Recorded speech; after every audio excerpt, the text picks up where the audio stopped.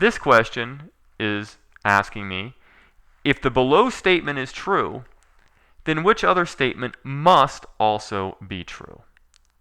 And what I know about conditional statements or if-then statements are, if an if-then statement, if P then Q is true, then it's contrapositive. If I take the two different pieces P and Q and flip them in the sentence structure and then take the opposite meaning or put nots in front of them, if not Q then not P, I know that that contrapositive is always true.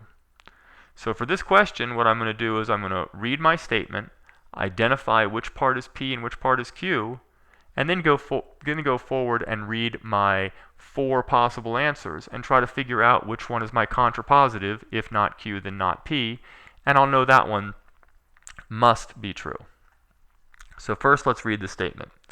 If a number does not have 2 as a factor, that is P, if P, then that number must be odd, then Q. Okay. Well, what I'll point out is that the word not is in that first statement P. If a number does not have 2 as a factor. And in English, we don't use what's called the double negative. If I want to say the opposite of that, I wouldn't say a number does not have 2 as a factor. You can think of it kind of like in math as -1 times -1. -1 times -1 is +1.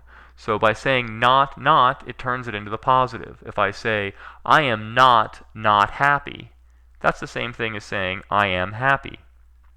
Or if I say, if a number does not have 2 as a factor, then the number does have 2 as a factor. So let's go through and see if we can find our contrapositive.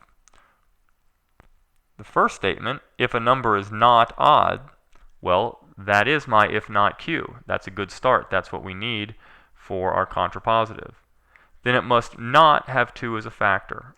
Well, that's just my P part again. If not Q, then P. That is not my contrapositive, so that is not my answer. If a number is odd, well, that's just my Q statement again, if Q. And I don't want if Q, I want if not Q. So I know this one can't be right. In this case, it's if Q, then P. Not right. If a number is odd, again, if Q again. In this case, it's if Q, then it must have 2 as a factor, or it must not have 2 as a factor, double negative. Then not P, but again, the second statement is right, but not the first one, so that's not correct. Let's look at D. If a number is not odd, if not Q, then it must have 2 as a factor. Then not P.